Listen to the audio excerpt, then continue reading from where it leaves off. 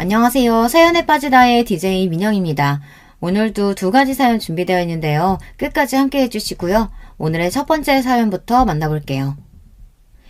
안녕하세요. 사연 프로그램을 보시는 여러분, 저도 이 채널을 굉장히 좋아하는데요. 제가 이렇게 사연까지 보내게 될 줄이야. 뭔가 새롭기도 하고 긴장도 되고 떨리는 것 같아요. 오늘 드릴 얘기는 누군가에게는 불편할 수도 있지만 저는 용기를 내어 이야기를 해보려고 해요. 다들 학창시절을 생각하면 어떤 추억이 먼저 떠오르시나요? 저는 사실 좋은 추억들이 없다 보니 예전 생각만 하면 마음이 아직도 답답하고 힘든 건 어쩔 수 없는 것 같아요.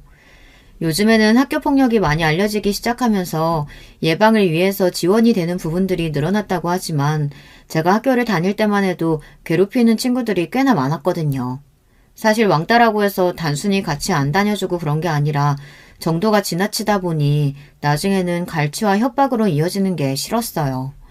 뒤에서 흉을 보는 것을 떠나서 인격적으로도 저를 깎아내리는 경우가 많았기 때문에 그만큼 힘든 시간이 될 수밖에 없었죠. 제가 심한 따돌림을 당했던 이유 중 하나는 제가 부탁을 들어주지 않아서였는데요. 정말 사소한 거였는데 이럴 줄 알았으면 그냥 부탁을 들어줄 걸 그랬나 싶을 정도로 집요하게 저를 괴롭히더라고요. 어떻게 보면 부탁은 핑계고 그냥 저를 괴롭히고 싶었던 건 아닌가라는 생각이 들기도 했어요. 괴롭힘이 심해지다 보니 학창시절 내내 좋은 추억은 없습니다. 특히 이동 수업이나 수련회에 갈 때는 같이 다닐 친구가 없어서 오히려 움츠러들고 저도 모르게 소극적인 성격으로 변하게 되더라고요. 예전에는 이러진 않았던 것 같은데 고등학교 1학년 후반 때부터는 거의 끌려다니는 일이 많아져서 말도 잘 안 하게 되었어요. 미안, 오늘은 이것밖에 못 가져왔어. 아니, 내가 오늘까지 모아오라고 얘기했는데 그걸 아직도 못 치웠다고? 아, 그러고 보니 너희 집 거진데 내가 너무 무리한 걸 요구했나? 어? 미안해. 오늘은 화장실 2시간 당첨. 그 안에서 심심할 테니까 내 숙제나 좀 대신해줘. 너희 집은 돈도 없어서 학원도 못 다니는데 이렇게라도 좀 배워야 되지 않겠어? 이렇게 친구 챙기는 사람이 어딨냐? 나한테 고마워해라. 돈을 모아오라고 하는 것은 물론 조금이라도 마음에 들지 않으면 화장실에 가둔 뒤에 숙제를 시키거나 혹은 부모님까지 들먹이며 이야기하는 것을 듣다 보니 눈을 뜨면 학교에 가야 된다는 사실이 너무 싫어서 안 좋은 생각을 했던 적도 있었어요. 괴롭힘의 정도가 심해지면서 학교에 가면 책을 뺏는 것은 물론 저와 어울리는 친구들도 같이 괴롭히더라고요. 자, 이제부터 김지원이랑 말하거나 같이 다니는 친구들은 똑같이 찐따 되고 싶다고 이해하겠다. 알아듣겠지? 다들 대답한 걸로 알고 내일 보자. 안녕. 피해를 주고 싶지 않아서 혼자 다니기도 했는데 주변 친구들도 나중에는 점점 더 제 주변에는 아무도 오지 않더라고요. 그래서 이동 수업이나 체육 수업 때는 아프다는 핑계로 교실에 있어야 했고 그럴 때는 괜히 저를 도둑으로 몰고 가서 그마저도 할 수 없게 되었어요. 선생님, 제 지갑이 사라졌어요. 오늘 교실에 남아있던 애가 김지연인데 혹시 가방 한 번만 볼 수 없을까요? 난 그런 적 없어. 선생님 아시잖아요. 전 보건실에 있다가 돌아왔는데 그 사이에 제가 지갑을 훔쳤다고요? 그래도 혼자 있었던 사람이 너뿐이니까 잠시 확인하도록 하자. 지연이뿐만 아니라 모두 가방 열어. 아니나 다를까 제 가방에서 A의 지갑이 나왔고 그때는 부모님까지 소환이 되었어요. 제가 하지 않았던 일들이 제가 한 짓이 되어버리고 더 이상 제가 아니라고 이야기를 해도 들어주는 사람이 없더라고요. 부모님께서도 제가 학교에서 어떻게 지내는지 아시는 게 아니라서 그런지 오히려 저를 다그치셨어요. 괴롭힘은 갈수록 심해지기 시작했고 나중에는 학교 이외에 다른 곳도 데리고 다니면서 괴롭히기 시작했어요. 노래방에서 노래를 해보라고 시켰고 재밌지 않으면 보이지 않는 부분을 찾아서 때리기까지 하니 정말 힘들더라고요. 때리는 것도 심하게 때리는 게 아니라 장난치듯이 머리를 툭툭 친다든지 혹은 발을 건다든지 그런 걸로 괴롭히니까 괜히 학교에 가면 긴장이 되기도 했어요. 학교에 가는 순간부터 집에 돌아오는 시간까지 하루 종일 감옥에 있는 듯한 느낌이 들었는데요. 저를 도와주려는 친구들도 없진 않았지만 절 조금이라도 도와주는 친구가 있다면 그 친구들까지 괴롭히는 게 싫어서 저도 다른 친구를 피하게 되기도 했고요. 그때 당시 선생님들은 어떻게 했냐고 물어보실 수 있는데요. 사실 절 괴롭히던 친구가 어느 정도 재력이 있었고 부모님이 잘 나가시는 분이시라 자연스럽게 묵살이 될 수밖에 없었는데요. 저희 부모님도 어떻게 손 쓸 수 있는 게 아닌 상황이라 제가 말을 하지 않았던 것도 있어서 아무런 해결이 되지 않았어요. 고등학교 시절 내내 저에게는 지옥과 같았다고 볼 수 있어요. 아무 말도 못하고 답답하게 구는 행동을 봤을 때 지금 와서 생각해보면 말해도 달라지지 않을 거라는 것을 알았기 때문에 그렇게 한 것 같아요. 부모님도 한참 바쁘시던 시기였고 뭔가 부담을 주고 싶지 않았거든요. 그동안 힘든 점도 많고 고등학교 3학년 때는 거의 저에게 말을 거는 친구도 없을 뿐더러 그림자처럼 다른 친구들을 따라다니면서 심부름만 하다 보니 저도 제 자존감이 낮아질 대로 낮아졌던 것 같아요. 언제 이 생활에서 벗어날 수 있을까 싶었는데 다행히 저는 좋은 대학에 갈 수 있는 성적이 되어 최대한 지역을 멀리 떠나기로 했어요. 그게 이 상황을 벗어날 수 있는 방법이라고 생각했거든요.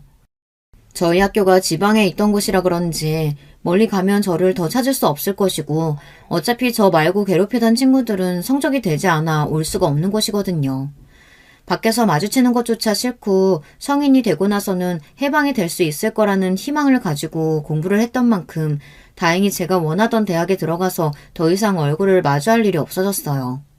제가 가장 어이없었던 것은 아무 일 없다는 듯이 저에게 마지막 인사를 했던 졸업식 날이 기억이 나는데요. 그날도 대충 사진을 찍고 가려고 했는데 저희 부모님께 세상 친한 친구인 척처럼 행실을 하는 것을 보니 진짜 역겹더라고요. 야, 이번에 대학 멀리 간다면서? 혹시 나 보기 싫어서 그런 거야? 아쉽다. 같은 대학 갔으면 자주 만날 수 있었을 텐데. 마지막인데 같이 사진이라도 찍자. 너가 나랑 사진을 왜? 왜? 싫어? 혹시 아직도 예전 일 가지고 꿍해있는 거 아니지? 다른 친구들이랑 같이 찍자. 다른 친구들까지 불러와 가해자 무리들이랑 사진을 찍는 것은 정말 곤욕이었어요. 부모님은 친구들이 소심한 저를 잘 챙겨주는 것처럼 보여 좋게 보셨을 수도 있겠지만 저는 많이 불편했거든요. 그래도 드디어 마지막이라는 생각에 사진 한 장 정도는 그러려니 하고 넘어가기로 하고 저는 지역이 멀다 보니 혼자 생활하며 대학 생활에 적응을 하기로 했어요. 대학에 간 뒤로는 제가 생각했던 것보다 생활이 즐거워서 고등학교 때와는 달리 친구들도 많이 사귀고 또 외적으로 신경을 쓰다 보니 예뻐졌다는 얘기를 듣기도 했는데요. 학생 때는 제가 통통한 체형이다 보니 그동안 꾸미지 못하고 다녔었는데 같이 다니는 친구가 운동도 해주고 또 제가 어떻게 하면 자존감이 높아질 수 있을지 도움을 준 친구라서 항상 고맙게 생각하고 있어요. 대학생 때 만났던 친구는 저의 모든 것을 알고 있는 친구인데요. 처음에는 이런 사실을 이야기하는 것이 어렵게 느껴지고 혹시라도 저를 싫어하지 않을까라는 생각도 들었는데요. 시간이 지나면서 이 친구라면 제가 아팠던 부분을 이해해주지 않을까 싶어서 시간을 두고 친구에게 맥주 한잔하며 이야기를 할 수 있었어요. 민정아, 이건 내가 정말 너한테 처음으로 말하는 건데 이걸 듣고 너가 날 이해 못하거나 답답해 할 수도 있어. 괜찮아. 에이, 내가 얘기를 얼마나 잘 들어주는데. 얘기해봐. 나 사실 어렸을 때 따돌림을 심하게 당하다 보니 처음에는 다가오는 널 의심하기도 했어. 하지만 지금은 너와 지내면서 진짜 친구라는 걸 알게 됐고 내 과거를 이야기해도 괜찮을 것 같아서. 어? 뭐라고? 사실 친구의 반응을 보고 나서는 순간적으로 이건 망했다라는 생각이 들기도 했는데요. 그 뒤에 친구가 말하는 이야기를 듣고는 저도 모르게 눈물을 흘릴 수밖에 없었어요. 많이 실망했지. 그치, 나처럼 답답하면 다른 사람들이 따돌리는 건 어떻게 보면 당연한 일이기도 하잖아. 미안해, 괜히 이런 얘기해서. 너 지금 무슨 얘기를 하는 거야? 너처럼 착한 애가 어딨다고. 학교 다니면서 많이 힘들었겠다. 지금은 좀 어때? 괜찮고? 마음 여는 거 힘들었을 텐데 초반에 내 행동이 너한테 부담이 되었을 수도 있겠다. 미안해. 지금이라도 알았으니까 혹시라도 불편한 점 있으면 편하게 얘기해줘. 제가 생각했던 것보다는 친구의 반응이 달랐고 오히려 절 위로해주니 저도 모르게 그동안의 서름이 올라왔던 것 같아요. 그동안 싸워왔던 것을 풀고 나니까 마음이 조금 편해졌어요. 그리고 정말 제 편이 되어줄 수 있는 친구를 얻은 것 같아서 행복해지더라고요. 사람이 밝아지면 이렇게 밝아질 수 있구나라는 것을 느낄 수 있었고, 저 또한 이전보다는 위축되지 않는 성격을 가지면서 리더십 있는 사람으로 인정을 받을 수 있었어요. 그동안 사랑을 받을 줄 몰랐던 저에게 사랑을 주는 사람이었고, 이 사람을 만나면서 저의 가치관이나 성격도 많이 달라지게 되었어요. 그때 제가 답답하게 굴었던 부분을 생각하니 아직도 마음이 안 좋긴 하지만, 그래도 이젠 더 이상 피하지 않기 때문에 당당해져서 그때 일은 마음속에 묻어두고 있었어요. 자연스럽게 당당한 모습이 되고 제 일을 하다 보니 저도 남자친구를 사귀게 되었는데요. 처음 연애 경험이 생기면서 점점 사람 보는 눈도 생기고 이별과 사랑을 겪으면서 제 자존감도 같이 높아졌어요. 그때처럼 답답하게 구는 일이 없다 보니까 제 스스로 어떤 연애 가치관을 세우고 어떤 사람을 만나야 하는지 생각이 잡히더라고요. 성격이 달라지다 보니 만나는 사람들도 달라지고 제 스스로도 요즘 많이 성장했다고 느끼는 부분 중 하나예요. 저는 그동안 고등학교 때 힘들었던 부분을 생각하면서 저 같은 아이들을 도와주고 싶은 마음에 심리 상담을 배우기 시작했거든요. 예전부터 흥미를 가지고 있었던 분야라서 고등학생 때도 장래희망이 상담사였어요. 그 꿈을 이루기 위해서 정말 코피가 날 정도로 열심히 공부하고 그 분야에 대해 전문가가 되고 싶어 열심히 했는데요. 학교를 졸업하고 난 뒤에 임상심리사로 일을 하다 보니 어렸을 적 제가 했던 행동들이나 생각들에 대해서 어느 정도 해석이 되다 보니 심리적으로 힘든 시간을 겪기도 했지만 그 시간을 겪고 난 뒤에 제가 더 나아질 수 있었던 계기로 생각하고 더 이상 아프지 않게 저를 이해하고 저 또한 치유가 되기 위해 노력을 했던 것 같아요. 물론 그렇다고 해서 그 친구들을 용서하거나 혹은 만나고 싶었던 건 아니었는데요. 잊고 산다는 말이 가장 잘 어울리는 것 같아요. 말 그대로 저를 위한 치유일 뿐이지 그 친구들을 용서할 수 없었어요. 그동안 제가 겪었던 것들 어느 것 하나 지우지 못하고 있었거든요. 그때 당시에 보낸 문자들 아직도 남아있는데 이걸 가지고 있는 이유는 하나였어요. 어떻게든 그들에게 복수하고 싶은 마음은 있었거든요. 사실 이것도 지금 친하게 지내고 있는 친구가 혹시 그때 일부러 자료를 모아둔 것이 있냐고 물어봐서 있다고 이야기를 하고 보여주었거든요. 당시 저에게 모질게 했던 말들이라든지 금전적으로 피해를 봤던 부분들이요. 물론 지금 와서 신고를 할 수 있는 건 아니지만 나중에 그 친구들이 유명해지거나 하면 터뜨리고 싶은 마음이 컸던 것 같아요. 물론 아직까지 그런 가해자는 없었지만 뭔가 지우기가 그렇더라고요. 아무래도 현실이라는 게 피해자는 숨어서 살고 가해자는 떳떳하게 사는 게 싫어서 저도 사회적인 위치를 올리고 또 나중에 파장을 일으킬 수 있도록 주변 동창들의 소식을 듣고 싶지 않았지만 간간히 SNS로 접하면서 지내고 있었어요. 학창시절이라는 게 사실 살아가는 데 있어서 중요한 부분 중 하나라고 볼 수 있는데요. 저는 제대로 보내지 못한 것 같아 항상 아쉬운 마음이 있었어요. 그래서 이번에 처음으로 친구랑 같이 여행도 가보고 시간이 갈수록 마음이 나아지더라고요. 물론 간혹 SNS로 접하는 소식이 있으면 기분이 안 좋아지기도 했지만 그럴 때마다 친구와 당시 남자친구였던 현재 남편이 많이 위로를 해주니까 저도 스스로 당당하자는 마음이 들었어요. 그때보다는 상황이 많이 달라지기도 했고 전처럼 위축이 되어 있을 일도 없었어요. 그때 당시에 저를 괴롭혔던 친구들이 잘못 알고 있던 부분 중 하나가 저희 집이 굉장히 가난하다는 생각을 하고 있었는데 일이 너무 바쁘셔서 저를 신경 쓰지 못하고 계셨거든요. 제가 그때는 꾸밀 줄도 모르고 사다 주시는 것만 입고 다니니까 주변에서는 꾸미지도 못하고 항상 조용히 다니는 애라 더 괴롭혔던 것 같아요. 하지만 지금은 제 스스로도 자존감이 높아졌다는 것을 느끼고 있기 때문에 다시 만나도 그 친구들이 더 놀라지 않을까 싶었어요. 아무쪼록 지금은 제 편도 많아지고 전이랑은 확실히 다른 삶을 살고 있어서 제가 못할 줄 알았던 여행도 가보고 누군가에게 맞춰서 사는 삶이 아니라 저를 위한 생활을 하고 있어 좋더라고요. 학생 때는 눈치 보기 바빴는데 지금은 하고 싶은 말을 하면서 지내다 보니 주변에서도 이미지가 좋아졌어요. 얼마 전에는 부모님께 이런 사실을 털어놓기도 했는데 도움이 필요하면 얼마든지 이야기하라며 못 알아줘서 미안하다고 이야기를 하셨어요. 모든 사람들에게 위로를 받고 제 상처를 치료하다 보니 저도 저와 같은 학교폭력으로 힘들어하는 친구들에게 진심으로 다가갈 수 있었어요. 저도 힘든 시간을 보내긴 했지만 요즘 아이들은 더 심한 것 같더라고요. 이 정도면 정말 어떻게 교육을 받았나 싶을 정도로 도가 지나치다 보니 저와 같은 상처가 있는 친구들에게 다가가다 보니 저처럼 회복을 하는 친구들도 있어서 일에 대한 만족도도 높은 편이에요. 아무쪼록 계속 경력을 쌓아오다 보니 저도 나이가 차고 센터까지 열게 되면서 지역 내에서는 꽤 유명한 위치에 올라가게 되었어요. 그리고 대학교 3학년 때부터 쭉 만나고 있었던 남자친구랑 결혼까지 하게 되면서 행복한 나날을 보낼 수 있었는데요. 평소처럼 지내고 있는데 그날은 모르는 전화번호로 연락이 왔던 날이었어요. 저는 그 전화를 받자마자 온몸에 소름이 돋을 수밖에 없었는데요.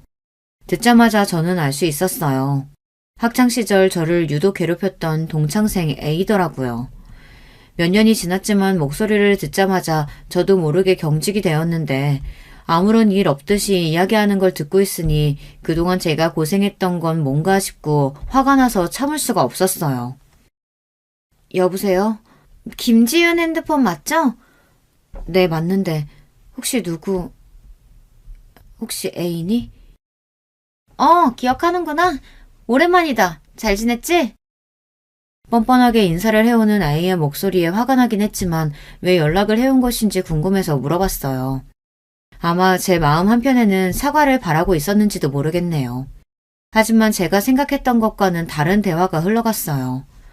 다른 게 아니라 이번에 우리 동창회 하는데 오랜만에 얼굴 좀 보면 좋을 것 같아서 대학 간 이후로 한 번도 못 봤지 아마?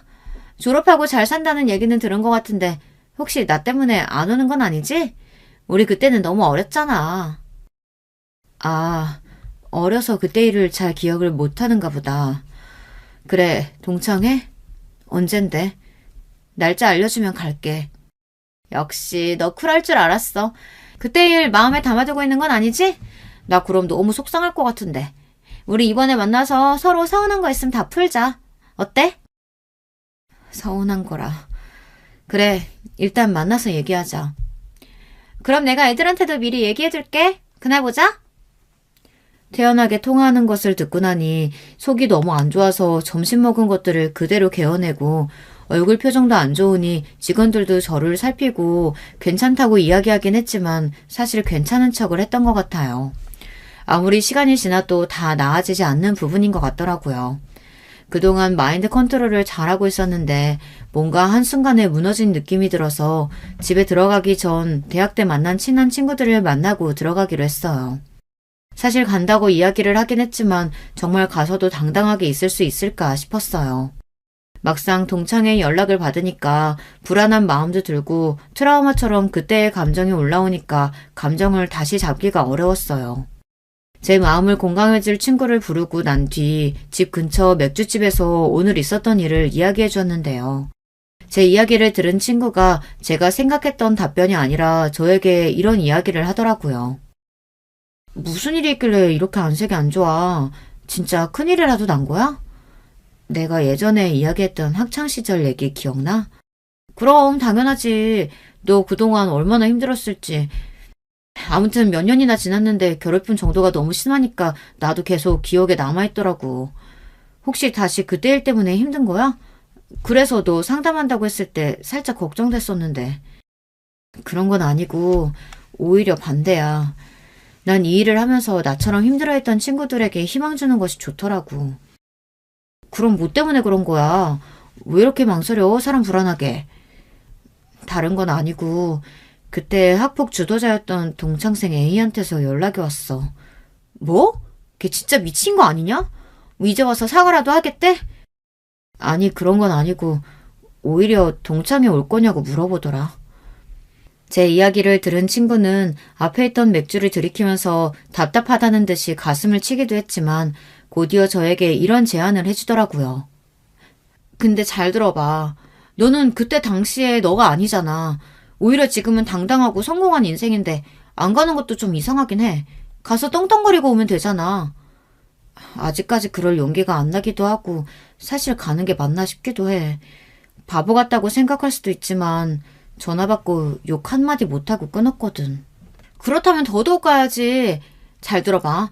그 친구들은 어떻게 살고 있는지 모르겠지만 너는 든든한 친한 친구와 또 남편이 있잖아. 그리고 남편도 성공한 사람이고 이 정도면 가서 자랑할 만하지 않아? 친구의 이야기를 들어보니까 그렇더라고요. 제가 괜히 피할 이유도 없을 것 같고 또 힘든 시기를 겪긴 했지만 그때보다 훨씬 성숙한 모습으로 살아가고 있으니 말이에요. 여러분들이라면 어떻게 하실 것 같으세요? 초반에는 망설이긴 했지만 친구의 말을 들어보니까 오히려 괜찮은 방법인 것 같았어요. 뭔가 제가 할 수 있는 복수 방법을 찾은 것 같은 느낌이라고 해야 할까요? 그래서 친구랑 같이 이야기를 나누면서 어떻게 하면 제가 시원하게 한 방을 날려줄 수 있을지에 대해서 생각을 해봤어요. 일단 제 스펙을 두고 봤을 때 어디 뒤떨어질 게 아니다 보니까 괜찮다고 느껴졌는데 뭔가 보여지는 부분이 있어야 할 것 같더라고요. 그래서 어떤 방식이 좋을지 생각해보니까 항상 그 친구들은 금전적 그리고 사회적인 위치에 대해서 신경을 쓰는 모습을 봤기 때문에 남편에게도 이 이야기를 전하기로 했어요. 자기야, 사실 오늘 오후에 A한테서 연락이 왔는데. 뭐? 학창시절에 그렇게 괴롭혀놓고 무슨 낯짝으로 연락을 했대? 다른 건 아니고 동창회가 있다면서 전화를 했더라고. 번호는 계속 내가 안 바꾸다 보니까 그냥 한 번이라도 바꿀 거 그랬어. 그게 자기 탓은 아니지. 그럼 어떻게 하고 싶어? 불편하면 가지 않아도 되잖아. 오늘 친구 만나서 얘기해봤는데 사실 무섭긴 하지만 더 이상 피하고 싶진 않은 것 같아. 계속 피해 다니기엔 그때 나와 똑같은 것 같아서 당당하게 가고 싶어. 자기만 괜찮다면 가는 것도 괜찮지만 걱정되니까. 아니면 나도 같이 가줄까? 그리고 그때 저는 알 수 있었어요. 아, 이 방법이라면 그 녀석들을 골탕 먹일 수 있겠다는 생각이 들었거든요. 이렇게 말하긴 부끄럽지만 남편이 꽤 능력이 좋은 편이라서 그런지 좋은 집, 좋은 차는 물론 주변에서 보기에도 잘 산다는 느낌이 들기도 하고 잘생긴 편이거든요. 아마 그 친구들은 제가 이런 남편을 얻을 것이라고는 생각도 못했을 거예요. 얼마나 놀란 모습으로 보일지 저도 모르게 기대가 되더라고요. 이전에 느꼈던 긴장감과는 달리 복수를 할 마음에 그날만을 기다렸던 것 같아요. 사실 남편에게까지 부탁을 해서 도움을 요청할 생각은 없었는데 이왕 이렇게 된 거 제대로 배가 아프게 해주자는 생각으로 SNS를 통해서 그 친구들이 어떻게 살고 있는지 살펴보기 시작했어요. 친구도 돕겠다고 해서 이번에 같이 알아보는데 생각보다 못 사는 친구도 있고 제가 가장 복수를 하고 싶었던 동창생 A는 생각보다 사회적으로 영향력이 있는 인플루언서였어요. 어느 정도 예상했던 부분이었던 게 학생 때부터 예쁘고 키가 커서 비율이 좋은 애였거든요. 그래서 연습생 생활도 잠깐 했었던 것 같고 오히려 영향력 있는 사람이 되었다는 것이 좋았던 이유는 그만큼 파급력이 클 것 같았거든요. 그래서 남은 3달 동안에는 어떻게 바닥으로 끌어내릴 수 있을지에 대해서 바로 계획을 세우기 시작했어요. 사실 마음 한편으로는 이게 맞는 건가 싶었는데 제 어린 시절을 생각해보면 뻔뻔하게 연락을 해왔던 부분에 대해서 이해가 가지 않았고 더 이상 그 친구를 생각할 필요가 없다는 생각이 들었죠. 그렇잖아요. 저는 걔 때문에 2년을 넘는 시간 동안 고생만 해왔는데 이제 와서 도망치기에는 제 청춘이 너무 아까웠고 조금이라도 그 친구들이 반성하는 기미가 보인다면 동창회 이후로는 딱히 뭔가 더 터뜨릴 생각은 없었어요. 남편이랑 이야기했던 부분 중 하나는 일단 가서 그 친구들을 만난 뒤에 어떤 복수를 할지에 대해서 생각을 해보자는 것이었는데요. 저는 일단 보여주는 것만으로도 충분히 그 친구들에게 자신감 있는 모습을 보여주는 것이기 때문에 당일날까지 철저하게 준비를 해서 찾아갔어요. 심지어 남편은 이번에 차를 바꿀 때가 되었다면서 마침 잘 됐다는 듯이 6억 원이 넘는 외제차를 하나 출고를 하더라고요. 겉으로 보기에도 브랜드들은 웬만하면 다 아는 비슷한 브랜드들로 꾸미고 동창회에 찾아갈 수 있었어요. 사실 들어가기 전까지만 해도 엄청 긴장이 되었는데 막상 가보니까 괜찮더라고요. 동창회 당일이 되고 저는 그동안 피부관리부터 시작해서 살도 조금 빼고 누가 봐도 고급스러운 이미지의 여성이 되어 있었는데요. 남편은 왜 이렇게 예뻐졌냐며 동창회에 가는데 너무 질투가 난다고 이야기할 정도로 예쁘게 꾸미고 갔어요. 일부러 메이크업 샵에 가서 제가 할 수 있는 최대한의 것을 하고 갔는데요. 메이크업 샵에서도 제가 이런 사연을 가지고 있다는 것을 선생님이 아신 뒤로 머리 세팅까지 완벽하게 해주셨거든요. 선생님 오랜만이에요. 제가 특별한 날이면 항상 여기 오는데 오늘 메이크업은 조금 더 빡세게 부탁드릴게요. 오늘 특별한 날이신가 봐요. 평소보다 더 예쁘게 해드릴게요. 근데 어디 가시길래 빡세게 부탁하시는 거예요? 다른 건 아니고 동창회에 가는데 그때 유독 괴롭혔던 친구들이 오거든요. 너무 뻔뻔하게 연락해와서 이번에 가서 코를 밟아주고 올 생각이에요. 메이크업 선생님께서는 제가 하는 이야기를 듣고 나서 다른 선생님들까지 불러 화장과 세팅을 마무리해 주셨는데요. 헤어까지 되다 보니까 진짜 그날은 잘 꾸몄다는 이야기밖에 안 나올 정도로 괜찮게 잘 되었더라고요. 마지막으로 길을 나서는데 선생님께서 저한테 힘내라고 이야기를 하셨고 그동안 고생 많았다면서 저를 다독여 주셨어요. 괜히 눈물이 날 것 같았지만 잘된 화장을 망치고 싶지 않아서 꾹 참고 동창회 장소로 찾아갔는데요. 들어가기 전까지 긴장이 되긴 했지만 당당한 모습으로 내부에 들어가고 보니 이미 많은 친구들이 와 있었어요. 저를 외면했던 친구들도 있었지만 그중에서 제가 가장 어이없었던 것은 저를 괴롭혔던 친구 중 한 명이 저를 되게 반갑게 부르더라고요. 왔어? 오랜만이다. 나 기억하지? 왜 이렇게 예뻐졌어? 오랜만에 보니까 너무 좋다. 그치? 누구더라? 어쨌든 만나서 반가워. 아직 애인은 안 왔나 봐. 너 원래 성격이 이런 성격이었나? 조금 서운하네. 그래도 우리 나름 친하다고 생각했었는데. 일단 앉아. A는 일 끝나고 바로 온다고 연락 왔어. 동창생 B가 자리를 안내해주는 동안 저는 어디에 앉아야 할지 고민하고 있었는데 저를 불러주는 다른 친구들이 있었어요. 사실 따돌림을 당할 때 저에게 아예 친구들이 다가오지 않았던 건 아니었어서 초반에는 인사를 하던 친구들이 있었는데요. 오랜만에 보니까 반갑긴 했어요. 그 친구들은 자신의 의도와는 상관없이 저를 외면할 수밖에 없었던 상황이었던 만큼 그 친구들만큼은 제가 이해를 하고 있었거든요. 아니나 다를까 제가 앉은 자리에 있던 친구들은 저에게 그때 당시의 상황들에 대해 진심 어린 사과를 하면서 지금 너무 잘 커줘서 고맙다는 이야기를 해줬어요. 사실 사과를 받을 친구들은 따로 있는데 그 친구들까지 괜히 가해자로 만든 것 같아서 미안한 마음이 들기도 했는데요. 직접적으로 폭력이나 저를 힘들게 했던 친구들은 아니어서 금방 마음이 편해질 수 있었어요. 미안해. 그때 우리가 너를 너무 외면했으면 안 됐는데. 아니야, 괜찮아. 그때는 너희도 어쩔 수 없었잖아. 그나저나 동창회는 어떻게 알고 온 거야? 우리 다 너한테 연락 못했는데. A가 불렀어. 전화가 왔더라고.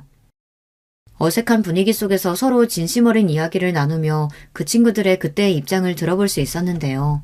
모든 것을 A가 주도하다 보니까 조금만 도와주려고 하면 차단을 하는 것은 물론 본인들까지 괴롭혔다는 이야기를 들으니까 참을 수가 없었어요. 또 A가 직접 저에게 연락을 해왔다는 이야기를 듣고 친구들은 기가 찬 것처럼 헛웃음을 치기도 하더라고요. 저와 같이 다니는 친구들을 따돌리는 것을 알고는 있었지만 더 심했던 건 제가 모르는 사이에 다른 친구들까지 괴롭혀서 그 친구들도 사실 A를 만나러 동창회에 참석했다고 하더라고요. 저만 그렇게 힘든 시간을 보낸 줄 알았는데 학교 뒤에서도 다른 친구들을 불러서 돈을 빼앗는 등 폭력을 쓰는 경우가 있었다고 하니 학창 시절을 어떻게 보냈으면 이 많은 친구들이 그 친구에게 악감정을 가지고 있을까 싶었어요. 서로 근황에 대해서 이야기를 나누다가 분위기가 조금씩 풀리는 것을 느끼기 시작했을 때 A가 등장하게 되었는데요. 사실 늦게 도착을 하기도 했고 이미 많은 친구들이 자리를 차지하고 있어서 그 친구가 가장 마지막이었거든요. 들어오자마자 이목을 끄는데 그때 얼굴이 그대로 떠오르면서 괜히 긴장이 되기도 했어요. 제가 떨고 있는 것을 느꼈는지 제 옆에 있던 친구는 괜찮다면서 저를 다독여 주더라고요. 하지만 저는 그때의 제가 아니었기 때문에 자신감을 가지고 그 친구에게 먼저 다가가 인사를 했는데요. 주인공은 제일 마지막에 온다던데 그 말이 맞나 봐. 오랜만이다. 연락을 해서 이렇게 동창회까지 오게 되다 보니 네가 참 궁금하더라고. 오랜만이다. 잘 지냈어? 예전보다 많이 예뻐졌네. 요즘에는 뭐하고 지내? 주인공이라니까 너무 부끄럽다. 일단 앉아서 얘기할까? 뻔뻔하게 저를 대하는 태도가 당황스럽긴 했지만 저도 평정심을 유지한 채 그 친구에게 이야기를 해주었는데요. 그렇게 나를 괴롭혀놓고선 성인이 되어서 이렇게 아무렇지 않게 나한테 연락을 할 줄은 몰랐어. 철판을 얼굴에 깔면 이렇게 되는 건가? 너 지금 다 지난 일 가지고 이렇게 따지려고 나한테 온 거였어? 다른 친구들도 마찬가지겠지만 사실 그때 우리가 너무 어렸잖아. 그래서 잘 기억이 나지도 않고 만약 내가 너한테 그런 짓을 해서 많이 힘들었다면 사과할게. 그래, 얘가 사과한다는데 받아줘. 우리 이제 다 컸고 그때 당시의 일들은 잊을 때가 되지 않았나? A와 함께 다녔던 동창생 무리들이 B의 말에 동의하면서 잊었던 일들인데 왜 이제 와서 꺼내냐면서 저한테 이야기를 하더라고요. 참을 수 없는 분노가 치밀었고 저도 답답한 마음에 앞에 있던 맥주를 원샷하면서 한마디를 날렸어요. 어떻게 그게 잊혀지겠어? 너희가 직접 당해봐야지 알겠지. 이런 마음들을 나만 피해자는 아닌 것 같고 와서 들어보니까 너네 꽤나 유명했더라. 아직까지 그러고 살고 있나 싶어서 궁금했는데 지금 사는 꼴 보니까 뭐 비슷한 것 같은데 말하는 태도를 보니까 그때와 달라진 게 하나도 없네. 너 말 다 했어? 내 남편이 누군 줄 알아? 너 같은 거는 지금 여기서 한마디로 그냥 끝내버릴 수도 있어. 그때 우정 생각해서 동창회에 불러줬던 건데 은혜도 모르고 지금 와서 괴롭혔으니까 사과라도 하라고 지금 시위하는 거야? 적어도 너가 나한테 미안한 감정이 있었다면 그렇게 연락을 했었어는 안 됐지. 연락은커녕 이렇게 뻔뻔하게 나오는 건 네가 그때 당시에 잘못했다는 걸 전혀 인식을 하지 못하는 것 같은데. 남편도 알고 있어? 네가 이전에 학교 폭력자였다는 거? 학교 폭력자라니. 사실 그때 당시에 나 말고 다른 친구들도 다 조용히 있었잖아. 근데 왜 나만 가지고 그러는 거야? 너희도 입이 있으면 말을 해봐. A는 흥분했는지 다른 친구들을 지목하며 이야기를 했어요. 하지만 저 같은 경우에는 이미 이곳에 도착해서 A에 대한 감정이 어떤지 알고 있었기 때문에 어떤 대답이 나올지 어느 정도 예상이 되었는데요. 아니나 다를까 다른 친구들도 제 편을 들면서 이야기하는 것들을 들을 수 있었어요. 솔직히 말해서 A 너가 주동한 건 사실이고 다른 친구들도 심하게 괴롭힌 건 맞잖아. 단순히 욕하고 피하는 것뿐만이 아니라 너희들은 물리적으로도 폭력적으로도 많이 괴롭혔기 때문에 우리는 다 기억하고 있어. 맞아.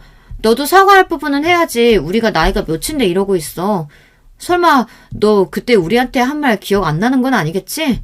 네가 지은이랑 놀면 같이 따돌리겠다고 협박했었잖아. 동창회 안에서 하나둘씩 시작된 발언 덕분에 A는 금방 궁지에 몰리게 되었는데요.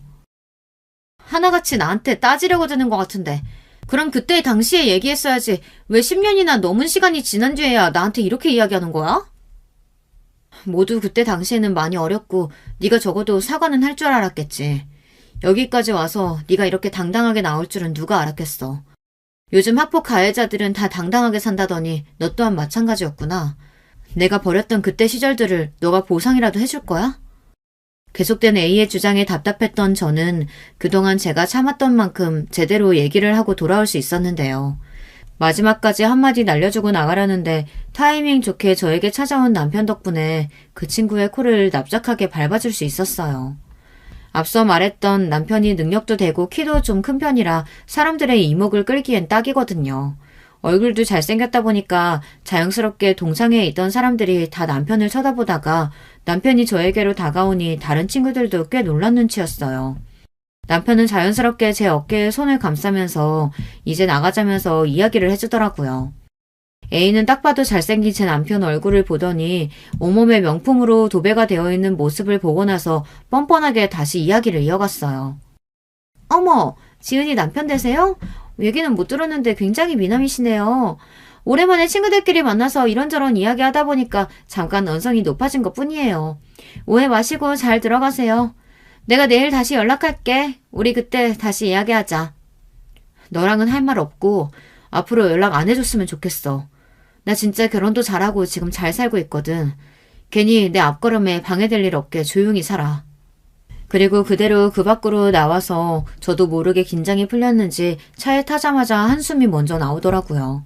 밖을 보니까 A가 제가 탄 차량을 봤는지 얼마 뒤에 저한테 연락이 와서는 그 차는 정말 남편 것인 건지 결혼한 지는 얼마나 됐는지 등등 저에 대한 사생활을 캐묻기 시작했어요.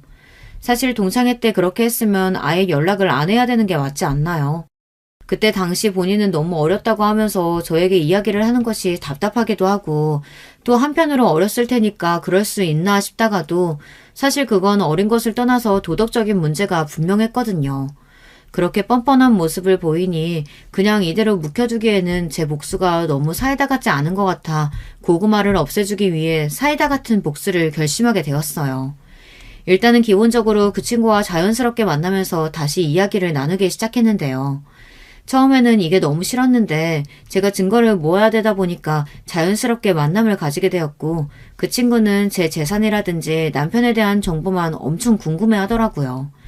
심지어 남편의 직업은 무엇인지에 대해서 물어보고 같이 셋이서 술 한잔 하자는 이야기까지 나왔는데 딱 봐도 어떻게 할 것처럼 말을 하는 거 보니 아직도 제가 본인 밑에 있다고 생각을 하는 것 같았어요. 뻔뻔한 태도 때문에 이렇게 지낼 수 없을 것 같다는 생각이 들어서 일단 남편에게 친구를 소개시켜주라고 이야기를 했어요. 그동안 네가 어려서 잘 몰랐다고 하니까 이번엔 그냥 내가 넘어가도록 할게. 네가 말했듯이 우린 어른이잖아. 아, 그리고 지금 근처에 남편이랑 남편 친구 있는데 혹시 괜찮다면 만날래? 전에 네가 남편 보고 싶다고 했잖아. 그럴까? 그때도 궁금한 거 못 물어봤었는데. 친구분까지 계시다니 딱이다. 자연스럽게 미끼를 물었던 친구는 좋다면서 제 친구와 남편 친구를 함께 만나기로 했는데요. 이번엔 제가 판을 짜면서 남편 친구에게도 부탁을 하다 보니 수월하게 상황이 만들어질 수 있었어요. 사실 남편이랑 이런 부분에 대해서 이야기를 할 때 어떻게 복수를 하는 게 가장 좋을까 싶었는데 제 소중한 학창시절을 뺏어간 만큼 저도 그 친구가 소중하다고 느끼는 게 있으면 뺏고 싶었거든요. 그래서 남편 친구를 소개해준 다음에 그 친구의 학폭을 그대로 터뜨릴 생각이었어요. 이건 남편 친구도 알고 있던 부분이었기에 충분히 조율이 된 상황이라는 것을 알아주셨으면 좋겠는데요. 제가 너무 나빠 보일 수 있지만 사실 이렇게까지 하지 않으면 제대로 복수가 되지 않을 것 같았거든요. 두어 번 정도 친구를 만나게 하고 남편 친구에게도 연락을 드려봤는데 그렇게 큰 호감을 가지고 있진 않지만 일단은 진지하게 만남을 가져볼까 고민하고 그 친구에게 언급을 했다고 해요. 그 뒤로는 자연스럽게 저희 넷이서 식사를 할 수 있는 자리를 마련해서 그때 바로 터뜨릴 수 있었어요. 두 분이 고등학교 동창이라고 들었는데 이렇게 소개시켜 주실 정도면 꽤 많이 친하셨나 봐요. 그럼요. 저희는 둘도 없는 친구 사이였는데 이렇게 어른이 돼서 다시 만나서 얼마나 다행인지 몰라요. 저희가 학업 때문에 바빠서 연락을 서로 잘 못했거든요. 그치? 그치. 너는 친한 친구 사이에 숙제 심부름은 물론 돈도 모아오라고 이야기하잖아. 나는 지금은 그렇게 못하겠더라고. 뭐 그때는 어릴 때니까 네가 말한 대로 그냥 잊고 살긴 하는데 우리가 진짜 친한 사이는 맞았나? 야, 왜 그래? 술 많이 마셨어? 얘가 하는 얘기 그냥 흘려 들으세요. 역시나 제가 생각했던 대로 A는 뻔뻔함을 그대로 보여주었고 남편 친구는 당황을 많이 한 것 같았어요. 이렇게까지 뻔뻔할 줄은 몰랐겠죠. 그날은 어물쩡하게 자리가 정리되고 그 다음 친구에게 연락이 왔는데요. 너 일부러 그런 거지? 왜 괜히 학창시절 얘기 꺼내서 그분이랑 어색하게 만들어? 이번에 나 도와주는 거 아니었어? 내가 널 위해서 이렇게까지 자리를 만들어줄 거라고 생각한 거야? 너 진짜 하나만 생각하고 둘은 모르는구나. 요즘에 누가 학폭 가해자를 만나고 싶어 하겠어. 나중에 문제될까봐 싶어 나는 이야기해준 것뿐이야. 이거 완전 미친 또라이 아니야. 지금 나한테 복수하겠다고 이렇게까지 한 거야? 야, 너는 나랑 별반 다를 게 하나도 없잖아. 너도 내가 괴롭혔던 이유로 지금 똑같이 나 괴롭히는 거 아니야. 다르지. 나는 적어도 이유라도 있지만 넌 이유 없이 친구들을 괴롭히는 사람이었잖아. 나 지금 통화 녹음 다 하고 있거든. 네가 지금까지 말했던 거 모든 애들한테 뿌려서 너 이미지 그대로 박살내줄 거야. 그 뒤로 단톡방에 올려서 그 친구에게 제대로 쪽을 주는 것은 물론 그 친구가 아니라고 해명을 하긴 했지만 본인은 그렇게까지 할 줄은 몰랐다며 본인이 지금 괜찮은 사람과 잘 되어가려고 하는데 그게 부러워서 이러는 거라고 피해자 코스프레를 했어요. 본인이 잘못한 건 맞지만 이렇게 어른이 되어서 본인에게 복수를 할 줄은 몰랐다고 이야기를 하며 저를 오히려 나쁜 사람으로 몰아가기 시작했는데요. 하지만 생각했던 것보다 카톡 반응은 달랐어요. 제발 그만 좀 하라며 아직도 어린애 같다고 이야기를 하는 친구들도 있었고 그때 당시 말을 하지 못했던 애들도 용기를 얻어서 이야기를 해주더라고요. 점점 방향은 제 쪽으로 기울었고 덕분에 그 친구는 단톡방에서 아예 퇴출이 되어버리고 말았는데요. 거기서 끝이 아니라 저는 SNS를 통해서 그 친구가 활동하는 계정을 다른 계정에 폭로하기로 했어요. 저는 그냥 있는 사실을 그대로 제보했을 뿐인데 다음날 A에게 엄청난 전화와 카톡이 오기 시작했어요. 뭐 저는 피할 이유가 없으니 전화를 받았는데 받자마자 본인에게 어떻게 이럴 수 있냐면서 이야기를 하더라고요. 여보세요? 여보세요? 너 지금 태연하게 그런 얘기나 하고 있을 때야? 너 SNS에 제보한 거 너 맞지? 지금 너 때문에 광고부터 시작해서 다 난리 났는데 장난쳐? 그러게 그동안 잘 좀 살지 그랬어. 왜 괜한 사람 괴롭혀서 일을 이렇게까지 만드니? 솔직히 나만 그랬어? 왜 다른 애들은 안 건드리고 나한테만 지랄이야? 다들 이 부분에서 의아하실 수 있을 것 같은데 저는 복수 대상이 동창생이 A에서 중점이 되었던 건 맞지만 다른 친구들은 A 몰래 저에게 연락을 해와서 따로 건드리진 않았거든요. 왜냐하면 같이 다니던 무리 중에서 저희 엄마가 소속되어 있는 회사에 근무하는 친구가 있었는데 처음에는 그 친구에 대한 이야기를 할까 했는데 스스로 잘못을 뉘우치고 있다는 연락을 받았어요.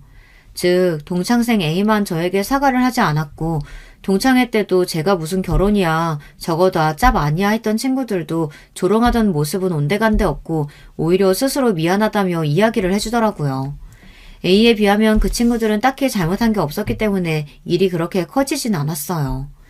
이렇게까지 하고 나니까 한편으로는 심했나 싶기도 한데 이미 저 말고 다른 피해자들도 나오기 시작해서 걷잡을 수 없이 그 친구에 대한 이미지가 바닥이 나기 시작했어요. 인플루언서다 보니까 팔로워도 많았고 그만큼 아는 사람들이 많았는데 결국에는 공개 사과문까지 올리더라고요. 통쾌하기도 하고 한편으로는 도움을 줬던 남편에게도 고맙고 요즘에는 센터 운영이 오히려 잘 돼서 그런지 더 바빠졌어요. 제가 신생을 공개하려고 했던 건 아니었는데 미용실 원장님부터 시작해서 다들 제 얘기를 많이 해주신 것 같더라고요. 저희 센터를 찾아오는 사람들도 늘었고 저는 학교폭력을 이겨낸 센터 선생님으로 모든 이들이 대단해하는 사람이 되었어요. 사실 저도 초반에는 힘들었던 부분들이 많다 보니까 중간에 포기하고자 하는 마음도 없진 않았거든요. 그런데 지금까지 이루어온 것들과 그리고 아직까지 잘못을 뉘우치지 않고 행동하는 가해자들 때문에 더 참을 수 없었기 때문에 일을 다 터뜨려버리고 말았어요.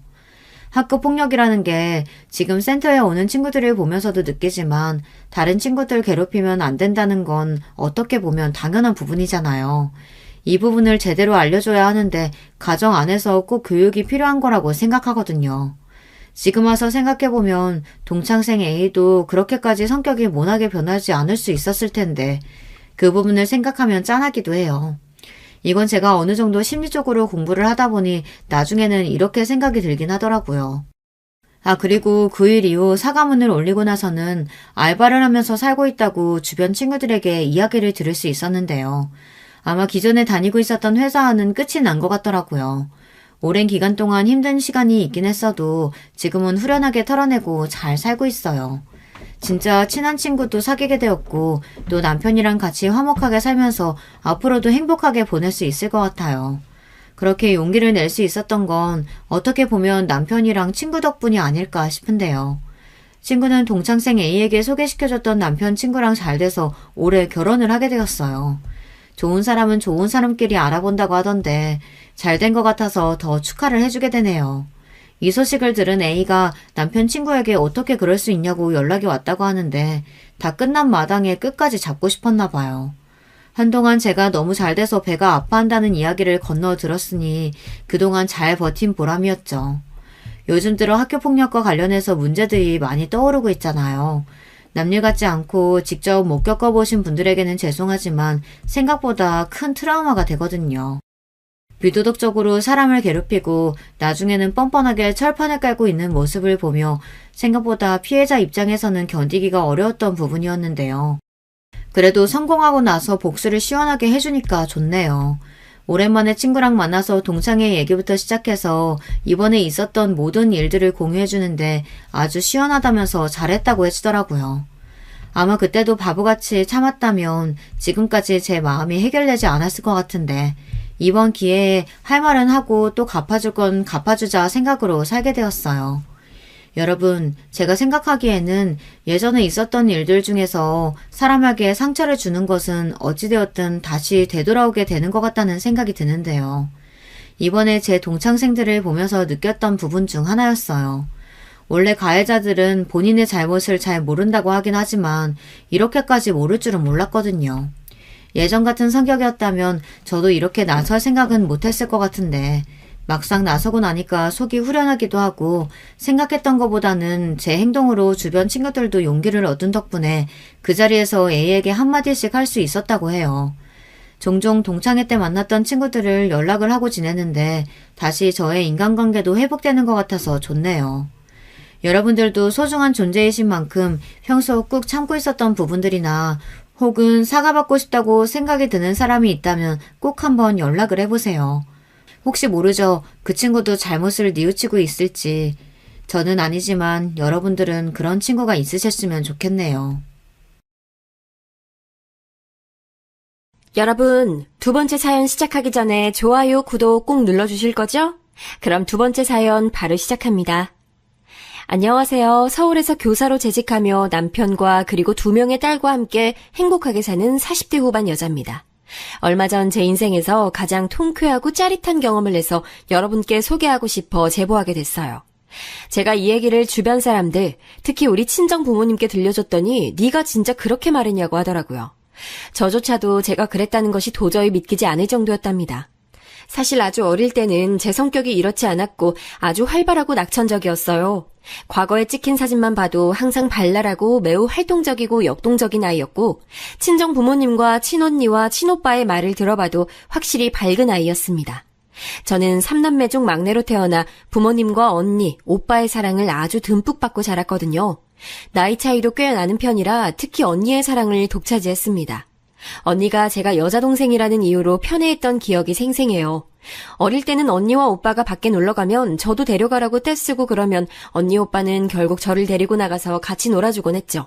부모님도 굉장히 자상하고 자식들에게 사랑을 많이 주시던 분들이라 어린 시절을 생각하면 아직도 입가에 미소가 지어질 정도로 행복했습니다. 그렇게 밝고 행복했던 시절의 성격이 그대로 자랐으면 얼마나 좋았을까요?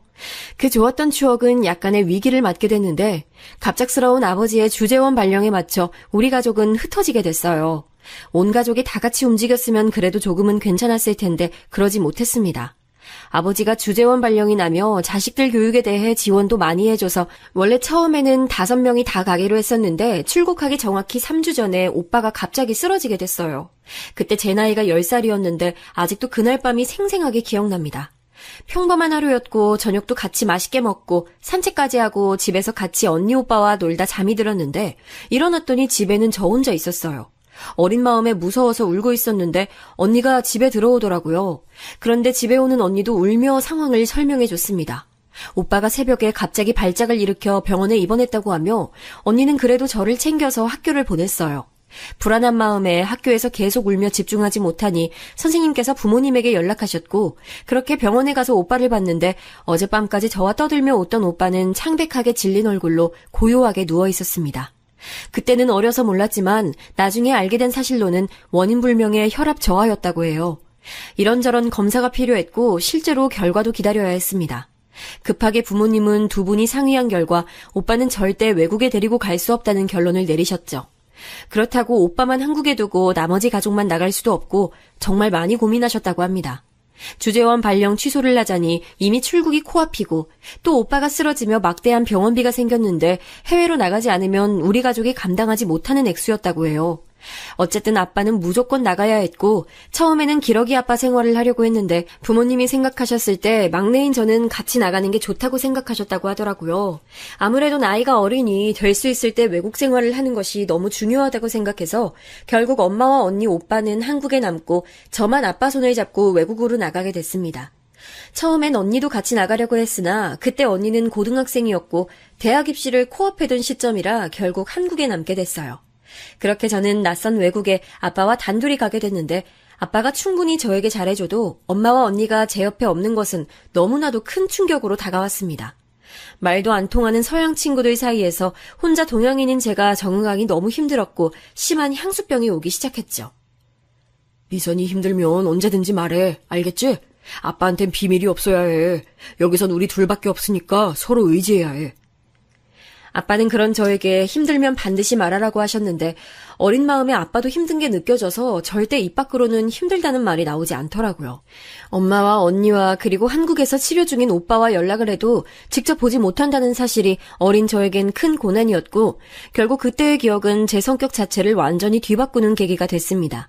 아빠도 놀러 간 것이 아니고 일하러 간 거라 아무리 저를 많이 챙기려고 해도 한계가 있었고 혼자 있는 시간이 많아진 저는 외향적인 성격에서 완전히 내향적인 성격으로 바뀌게 됐어요.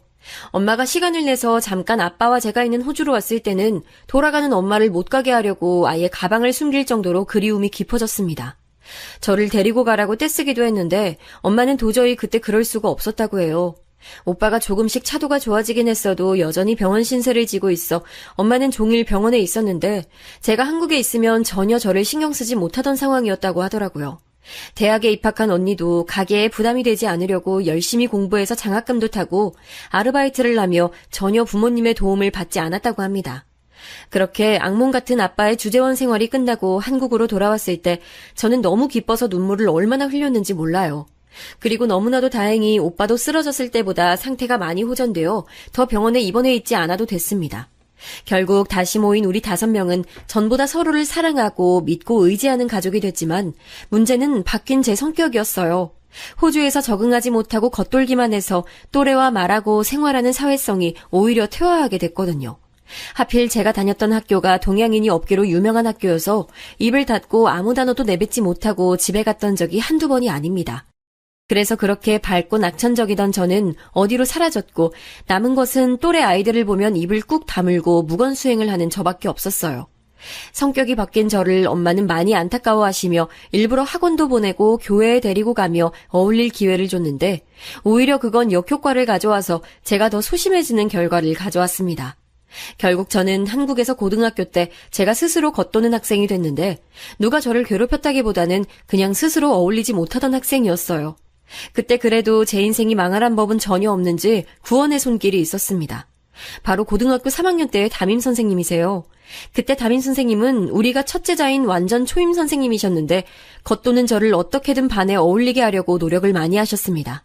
어차피 고3이라 다들 공부하기 바빴는데 그래도 겉도는 게 걸리셨는지 일부러 짝꿍도 바꿔주고 반에서 이런저런 활동도 많이 해주셨어요.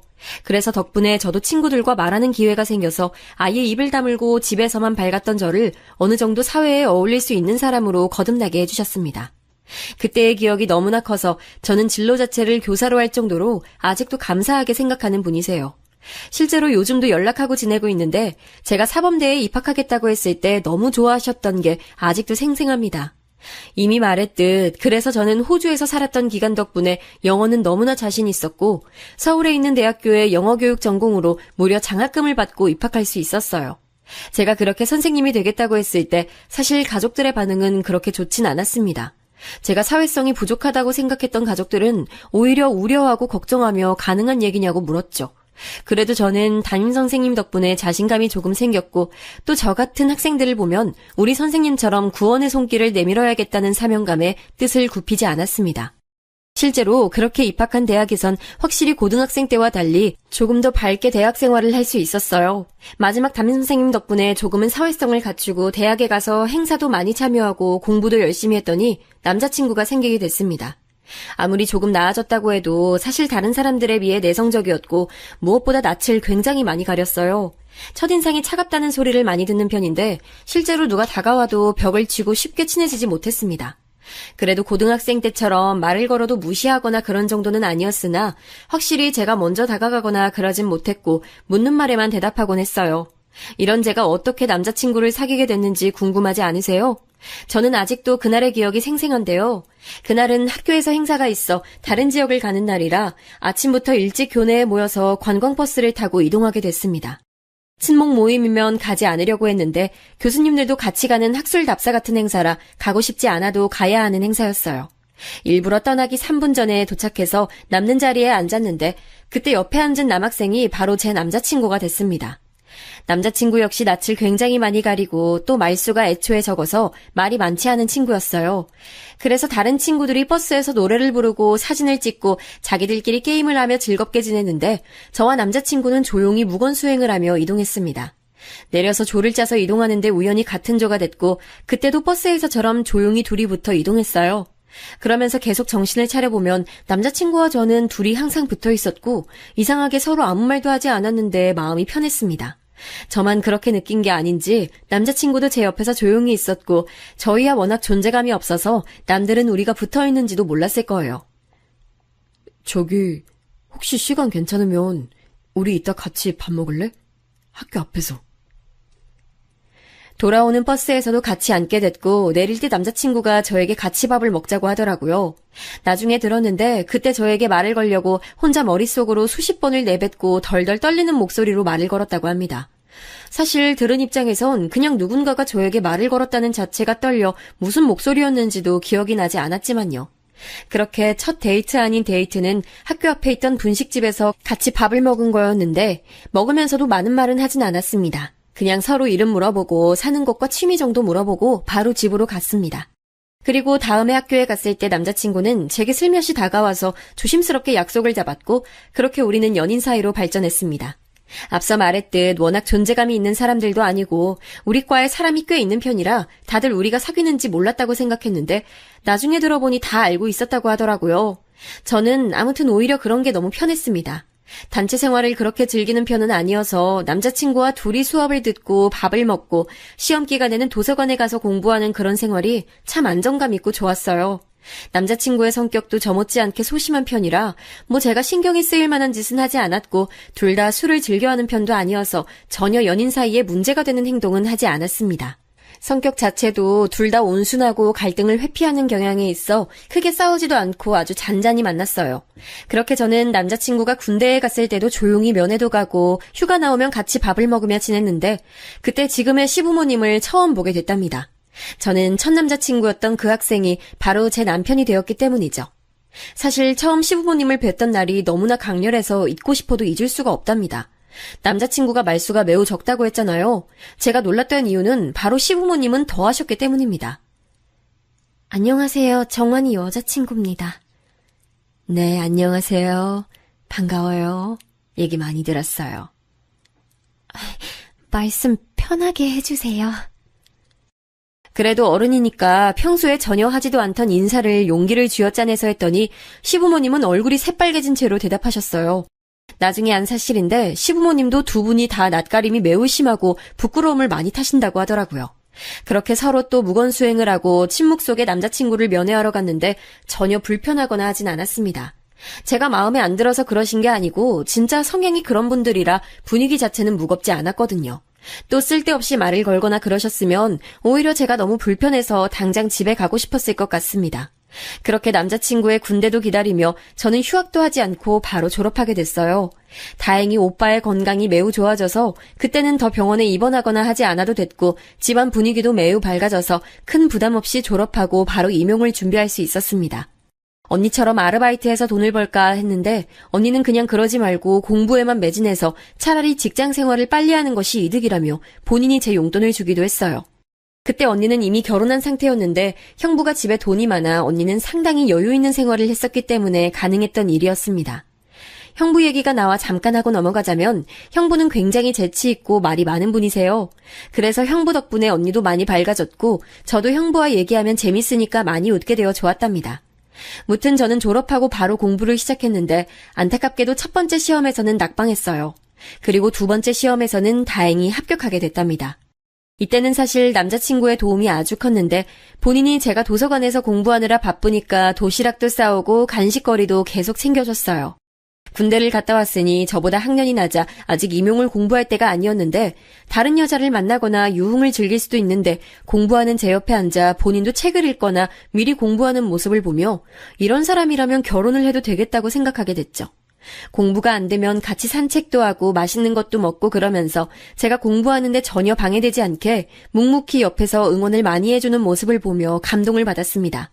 그렇게 저는 임용에 합격해서 서울에서 교사 생활을 시작했고 남자친구는 임용을 준비하게 됐어요. 남자친구가 저를 많이 챙겨줬던 것과 달리 저는 처음 하는 직장 생활에 잘 적응하지 못해 많은 부분을 챙겨주진 못했습니다. 그래도 시간을 내서 주말에 맛있는 밥도 사주고 필요한 것들도 챙겨주며 노력했고 그 덕분인지 남자친구는 첫 번째 시험에서 바로 임용에 합격할 수 있었어요. 저는 제가 합격했을 때도 뛸 듯이 기뻤지만 남자친구의 합격 소식을 듣고 너무 기뻐서 눈물이 나오더라고요. 그렇게 감정의 간격이 크지 않은 우리지만 그때만큼은 서로 신나서 어쩔 줄 몰랐습니다. 동료 선생님들과 학생들의 치이며 힘들었던 사회생활도 남자친구와 같이 서로 응원하고 격려하며 버틸 수 있었어요. 그렇게 3년을 일하고 남자친구는 저에게 결혼하자고 프로포즈를 냈고 바로 양가 허락을 받았습니다. 사실 이미 양가에서는 우리가 결혼할 거는 당연한 상태여서 허락이라기보다는 날짜와 신혼집 위치 조율에 많은 관심이 쏠렸습니다. 워낙 오래 만나서 이미 서로 부모님의 얼굴도 알고 집에도 몇 번 찾아갔기 때문이죠. 3남매 중 막내였던 저와 달리 남자친구는 3남매 중 둘째였는데 위로는 형이 있고 아래로는 나이 차이가 꽤 나는 여동생이 있었습니다. 저도 언니 오빠와 나이가 꽤 차이 나는 편이었는데 남자친구의 여동생 아가씨는 더 차이가 나더라고요. 저는 사실 시댁 식구들 복은 참 많다고 생각하는데 시부모님 자체가 남에게 폐를 끼치는 것을 극도로 싫어하시는 분들이라 시집살이는 당연하고 제 기분을 망친 적도 한 번도 없던 분들이세요. 항상 말할 때 고르고 고른 말을 내뱉으시고 상대방을 배려하는 분들이라 보면서 제가 오히려 많은 것을 배울 정도였습니다. 인간적으로 훌륭하신 분들이라 존경하는 마음이 들었습니다. 그리고 아주버님은 남편보다는 꽤 말이 있었는데 그래도 일반인과 비교했을 때는 상당히 조용하신 분이셨어요. 그에 비해 아가씨는 막내라서 그런 건지 혼자 여자라서 그런 건지 굉장히 밝고 귀여웠습니다. 와, 새언니는 영어를 그렇게 잘해요? 너무 신기하고 부러워요. 저도 영어 진짜 좋아하거든요. 그래요? 궁금한 거 있으면 언제든지 물어봐요. 저는 호주에서 살다 와서 영어로 의사소통하는 데는 문제가 전혀 없어요. 너무 멋있어요. 저도 기회가 된다면 해외에서 살아보고 싶어요. 안 그래도 요즘 그래서 외국 생활에 관해 관심이 아주 많거든요. 아가씨는 특히 영어에 관심이 많아서 저를 대놓고 좋아했는데 저한테 영어 관련으로 질문도 많이 했어요. 저야 직업이 선생님이니 물어보는 것에 대답해주는 것은 아무 거리낌이 없던 상태였고 아가가 귀여우니까 좋은 마음으로 과외 아닌 과외를 해주기도 했답니다. 다만 그 모습을 보신 시어머니가 아가씨에게 따로 언지를 줬던지 점점 그 횟수가 줄긴 했어요. 이 정도로 시부모님은 배려심이 아주 넘치는 교양 있는 분들이신데 문제는 따로 있었습니다. 이렇게 시댁 식구들은 잘 만났는데 문제는 형님이었어요. 제가 낯가림이 아주 심해도 확실히 교사 생활을 하며 그래도 많이 나아졌다고 생각했거든요. 그래도 막 엄청나게 밝은 편은 아니었고 오히려 아가씨처럼 아예 저보다 어리면 학생이라 생각이 들어 편하게 대할 수 있었는데 형님은 어른이니까 저도 모르게 경계를 하게 됐습니다. 그런데 형님은 사실 첫인상 자체는 아주 좋았어요. 어머, 동서될 뿐이구나. 서방님이 워낙 말이 없으셔서 항상 궁금했는데 반가워요. 안녕하세요. 잘 부탁드립니다. 아우, 내가 잘 부탁해요. 안 그래도 며느리끼리 통하는 게 많을 테니까 우리 친하게 지내요. 형님의 첫인상은 굉장히 밝았고 먼저 다가와주어 고마웠던 기억이 나요. 낯가림이 심한데 먼저 다가와주니까 저도 마음을 열게 됐고 같은 며느리니까 형님 말대로 친하게 지내고 싶었죠. 완전히 마음의 문을 닫고 살았던 10대도 아니고 저렇게 먼저 다가온 사람을 내칠 필요는 없었고 또 결혼하면 가족이니까 저도 고맙게 생각해서 따로 결혼 전부터 둘이 만나기까지 했습니다. 친구라고는 남편과 친언니 그리고 친오빠가 전부였던 저라 누군가를 밖에서 만나 밥을 먹고 카페를 간다는 게 되게 큰 의미였거든요. 동료 교사들과 친해도 직장 동료는 직장 동료라고 생각해서 그런 경험들이 처음엔 굉장히 좋았습니다.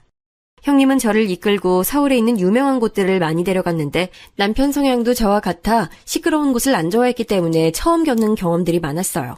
그래서 형님의 첫인상은 되게 좋았는데 문제는 결혼하고 난 이후였답니다.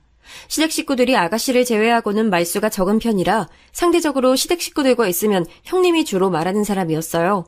형님은 원래 성격 자체가 말이 많고 활발해서 주도해서 말하는 것을 보면 저는 제가 말을 하지 않아도 되니 참 편하더라고요.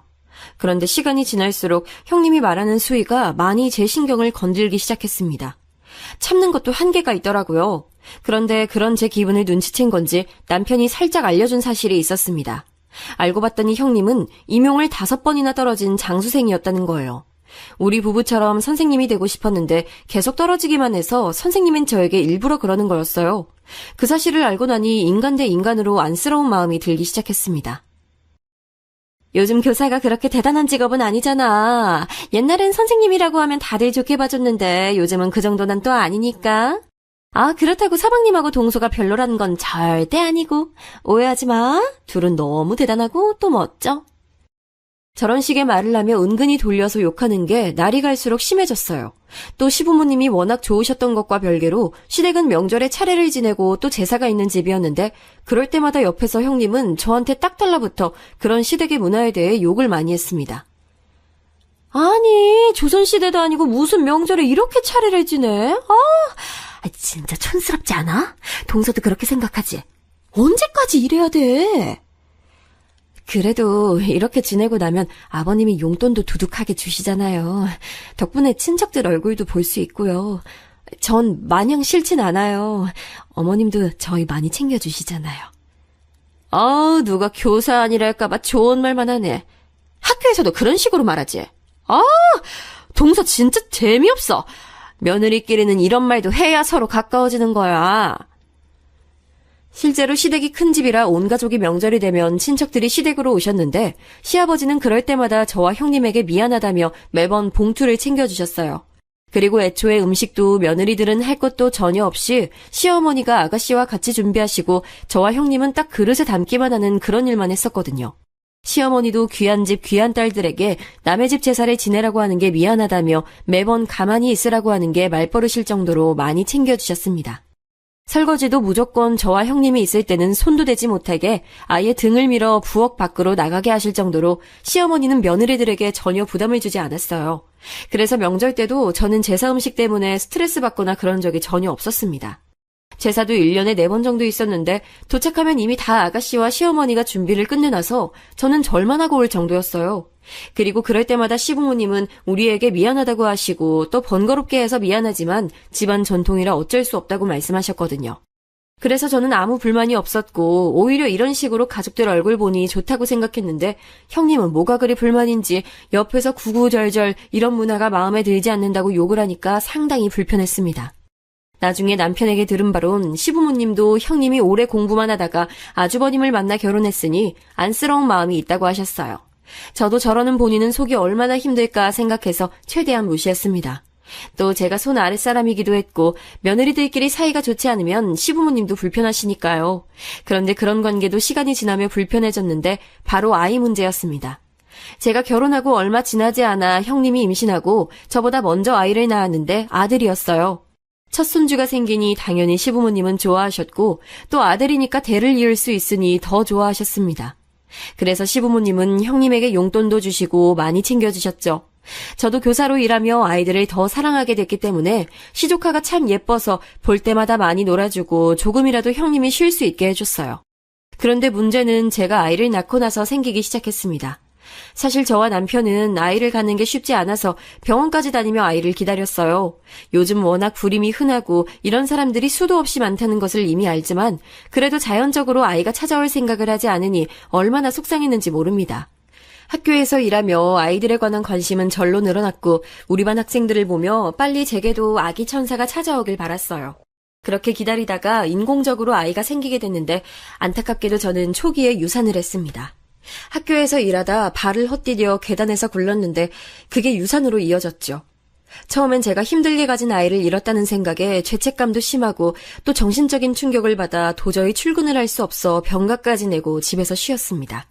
그런 저를 시부모님은 상당히 안타깝게 여기셔서 추석이 얼마 남지 않았을 때 이번엔 오지 말고 친정에 가서 쉬다 오라고 먼저 말을 꺼내주셨어요. 안 그래도 정신적으로 너무 많이 힘들어서 시부모님에게 감사하다 하고 친정에서 쉬고 있는데 전화가 울려서 봤더니 글쎄 형님이더라고요. 동서, 친정에 있다며? 좋겠다. 나는 지금 시댁에서 계속 종일 고생하다 잠깐 산책하러 나왔어. 동서는 친정에서 몸 편히 쉬고 있겠네? 물론 그래야 좋지. 이해는 해. 형님, 네. 지금 친정에서 가족들이랑 시간 보내고 있어요. 어머님이 일 시키는 분은 아니신데 오늘은 시키셨어요? 에? 내가 언제 어머님이 일 시켰다 했어? 동서 말 서운하게 하네. 아무튼 몸조리 잘하고 제사 때는 얼굴 봤으면 좋겠다. 며느리가 혼자라 부담스럽네. 다음엔 꼭 오길 바라. 저는 제 걱정을 해주려 전화한 줄 알았는데 전혀 아니었고 오히려 저를 슬슬 긁는 말을 하더라고요. 안 그래도 유산 때문에 정신적으로 예민한 상태에 저런 말을 들으니 그렇게 화가 많이 없는 저도 분노가 차오르기 시작했습니다.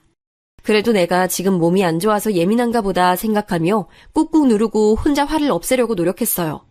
얼굴이 새빨개진 것을 보고 남편이 놀라서 무슨 일이 있냐고 물었지만 나중에 제가 따로 형님에게 직접 얼굴을 보고 말하려고 아무 일도 없다고 넘기게 됐죠. 그리고 그날 아가씨한테 안부 전화가 또 와서 받았더니 저는 너무 놀랐습니다. 새언니, 몸은 어때요? 언니 없으니까 집이 허전해서 보고 싶어요.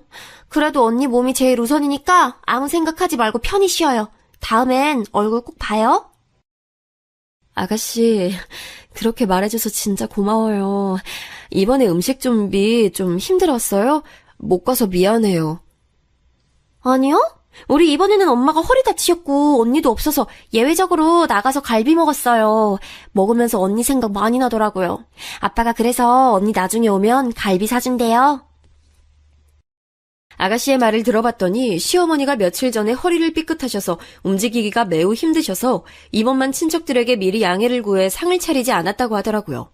무려 나가서 갈비를 먹고 편하게 지나갔다는데 형님은 굳이 저에게 전화를 걸어 저런 말을 한 거였답니다. 속에서 화가 부글부글 끓어서 당장 전화해서 지금 나한테 거짓말로 부담 준 거냐고 묻고 싶었는데 죄 없는 우리 아가씨가 곤란해질까봐 그게 무서워서 혼자 차분히 감정을 정리했어요.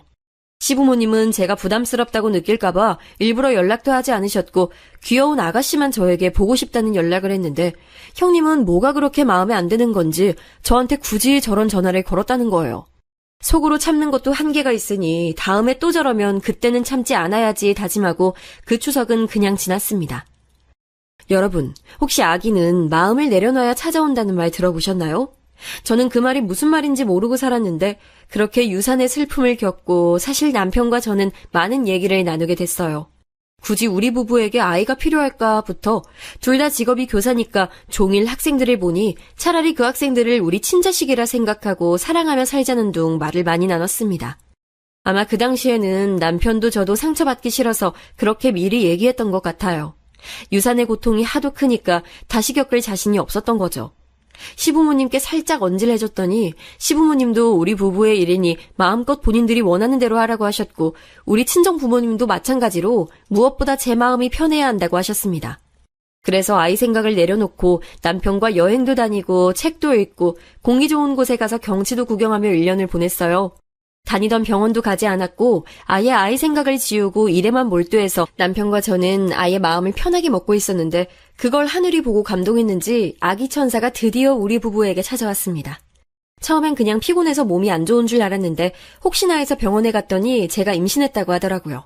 믿기지 않아 10번도 넘게 물어봤는데 의사가 보여준 초음파는 너무나도 임신이었습니다.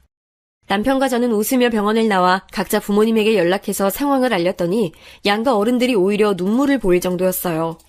그렇게 이번에는 절대 무리하지 않아야지 생각하며 몸을 일부러 덜 쓰고 덜 움직였습니다. 남편도 원래 집안일을 도맡아서 하는데 제가 아예 신경 쓸 필요가 없게 자기가 더 노력해서 제가 아무것도 하지 않아도 될 정도로 만들어줬어요. 시댁에서 시부모님이 연락와서 너무 축하한다고 하시면서 명절이나 제사는 오지 말고 오로지 제 출산에만 신경 쓰라고 먼저 말씀해 주셔서 얼마나 감사했는지 모릅니다. 이때 형님이 소식을 들었는지 먼저 전화가 왔는데 일부러 받지 않으며 제가 먼저 피했어요. 그리고 저는 아주 건강하게 딸을 낳을 수 있었습니다. 처음 딱 아이를 보고 든 감정은 말로 설명할 수 없을 것 같아요. 너무 소중하고 또 소중해서 아이를 위해서라면 무엇이든 다 해줄 수 있을 것 같았죠. 그렇게 저는 육아휴직을 바로 써서 들어갔고 편안하게 아이를 키우기 시작했습니다. 친정에서 제가 고생했던 것을 잘 알고 아빠가 도우미를 붙여줘서 비교적 편하게 키울 수 있었어요. 시부모님도 손주로 딸은 처음이니 우리 아이를 예뻐해 주셨습니다. 특히 아가씨는 본인과 같은 여자아이라고 너무 좋아하며 노골적으로 예뻐해 주셨어요. 여자애라 그런가 좀 예민한 것 같아? 우리 아들은 안 그랬는데. 아이마다 기질이 다 다르니까요. 전 상관없어요. 형님이 그때도 툭툭 던지는 말을 내뱉었는데 일단 제가 너무 행복하고 아이 보는 재미에 푹 빠져서 그러거나 말거나 그때는 신경이 쓰이지 않았습니다. 그러다 아이가 세 돌이 지나고 사건이 하나 터졌어요. 저는 제가 호주에서 살다 온 경험도 있고 또 영어 선생님이니 우리 아이 영어 교육은 직접 해주고 싶었습니다. 사교육에 맡기는 것도 중요한데 저는 아이가 일단 영어에 대한 부담감이 없길 바랐고 또 영어 실력에 대해 상당히 자신감이 있는 상태여서 직접 교육하기 시작했어요. 아이가 싫어하거나 따라오지 못하면 당연히 그만두려고 했는데 다행히 아이는 제가 실생활에 영어를 노출시켜주니 곧잘 따라하게 됐답니다. 그러다 그날은 설날이라 시댁에 다 같이 모였는데 식탁에 마침 사과가 있었어요. 아이가 그걸 보고 영어로 사과를 말하자 식탁에 앉아있던 아가씨가 눈을 동그랗게 뜨고 놀라더라고요. 어머 언니, 방금 들었어요? 세연이가 사과를 영어로 말했어요. 천재 아니에요? 아마 집에서 제가 간단한 단어는 영어로 말해서 그런 것 같아요. 천재까진 아니고 그냥 익숙한 거죠.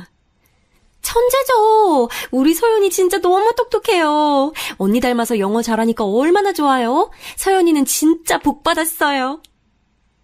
아가씨의 기분 좋은 칭찬에 입이 귀에 걸려서 서로 대화하고 있는데 형님이 슬그머니 다가오더라고요. 그러더니 뭐라고 했는지 아세요? 그거 뭐 단어로 말하는 게 얼마나 대단하다고 그래.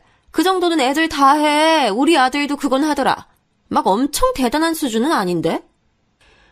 초등학생이니까 당연히 그 정도는 말할 수 있어야죠. 교육 과정상 그게 맞아요. 못 말하면 그게 문제인 거죠. 뭐? 지금 교사라고 나 무시해? 정도껏 해. 동서 가만 보면 우리 무시하는 거 그거 습관이야. 알아? 네? 아니 그게 아니고 형님이 먼저 우리 애한테 뭐라고 하셨잖아요.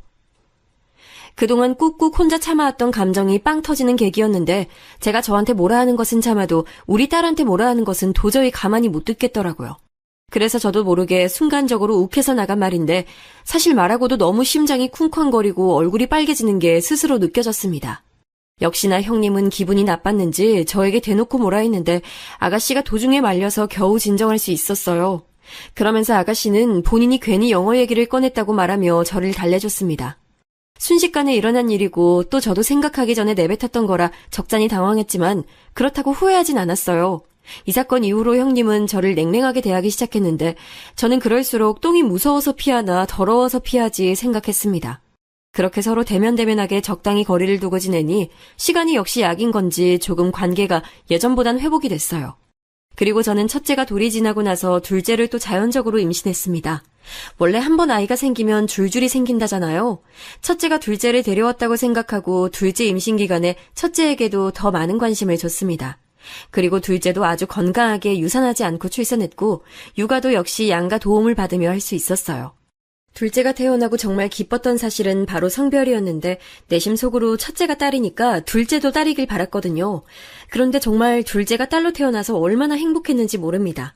저는 언니도 있고 오빠도 있지만 사실 감정적인 교류는 언니와 더 깊고 또 같은 성별이 주는 안정감과 유대감이 남다르다고 생각하기 때문에 매우 기뻤습니다. 둘째도 딸이란 소리를 듣고 양가 어른들도 자매가 역시 좋다며 기뻐하셨어요.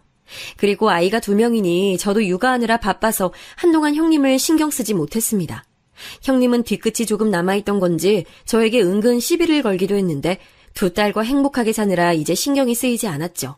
그러다 또 사건이 하나 터지게 됐어요. 그때 한창 우리 딸들 영어 교육에 대해 남편과 얘기를 많이 나누고 있던 시기였습니다. 첫째를 영어 유치원에 보내고 있었는데 둘째를 보낼지 말지 상당히 고민이었어요. 왜냐하면 영어에 흥미를 보이던 첫째와 달리 둘째는 그렇게 첫째처럼 많은 관심을 보이지 않았거든요. 그런데 그 시기에 마침 시댁을 가게 됐는데 어쩌다 아가씨와 아이들 교육에 대해 식탁에 앉아 얘기를 하게 됐습니다. 아가씨는 그때 대학생이었는데 워낙 성격이 좋고 애교도 많고 또 저를 많이 좋아하는 사람이라 아가씨와의 대화는 제가 참 좋아해요. 언니 그럼 주연이는 영어 유치원 안 보낼 거예요? 지금 고민이에요. 남편은 둘째는 그냥 일반 유치원에 보내자고 하더라고요. 하긴 아이들은 다 성향이 워낙 다르니까요.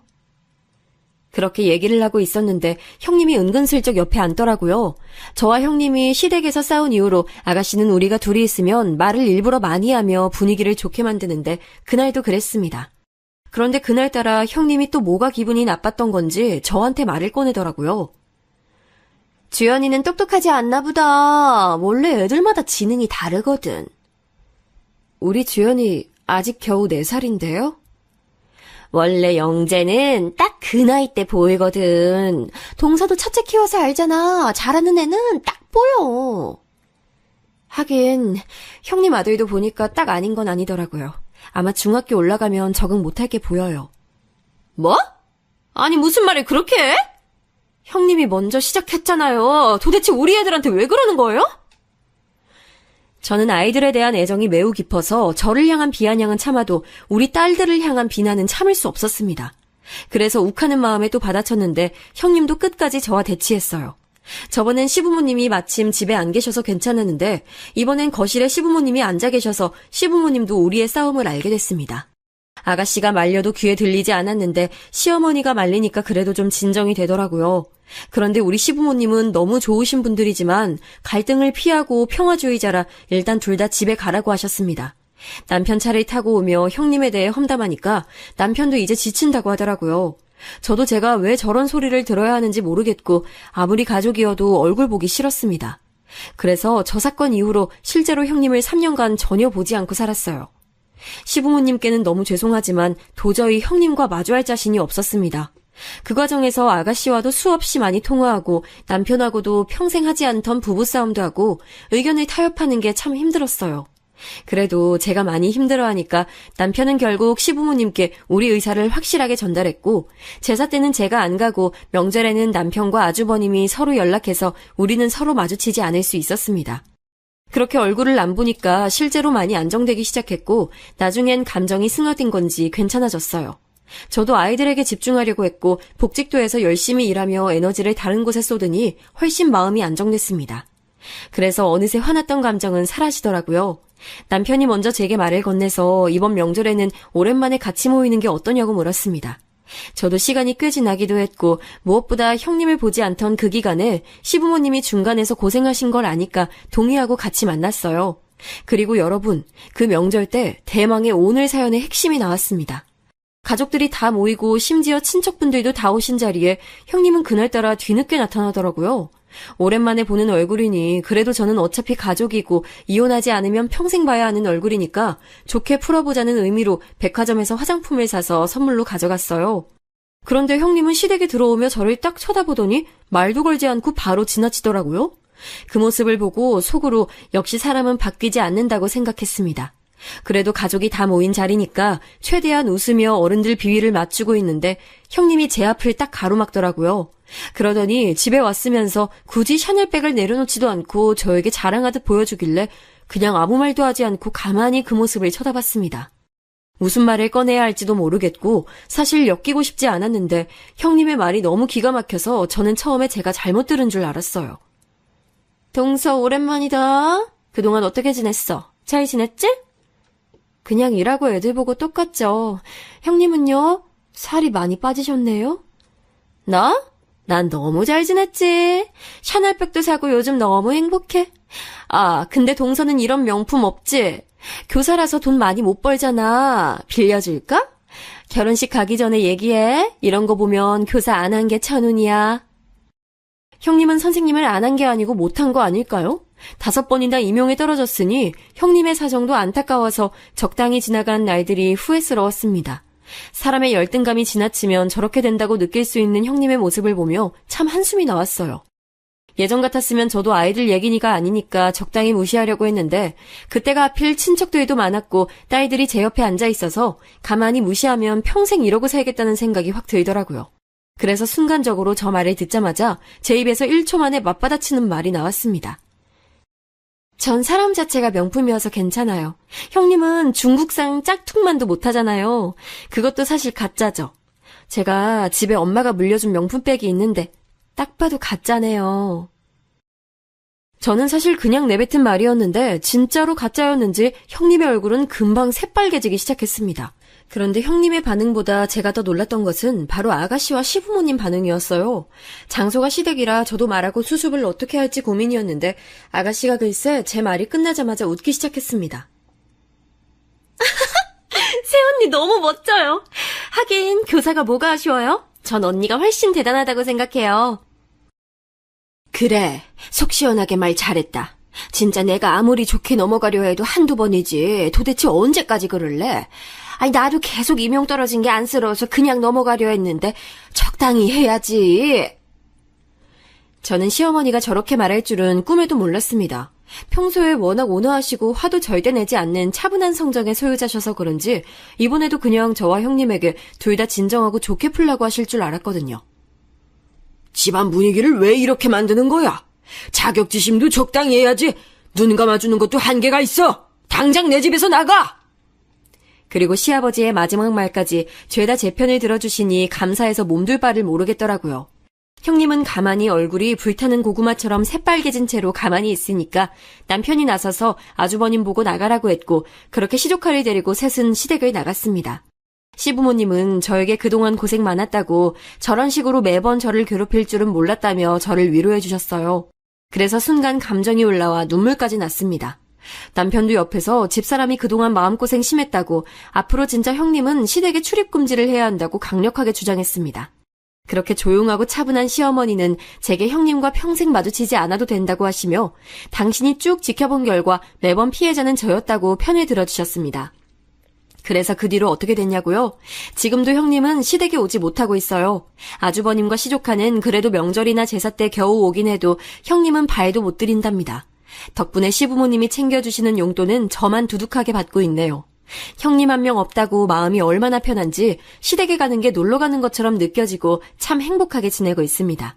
형님은 저한테 개인적으로 전화가 오긴 했는데 제가 그냥 차단했어요. 남편에게 물어봤더니 남편도 아주버님이 계속 연락 온다고 하던데 그건 남자들끼리 알아서 하라고 했습니다. 저는 더 형님과 마주치고 싶지 않고 그냥 그 사람을 떠올리는 게 스트레스니까요.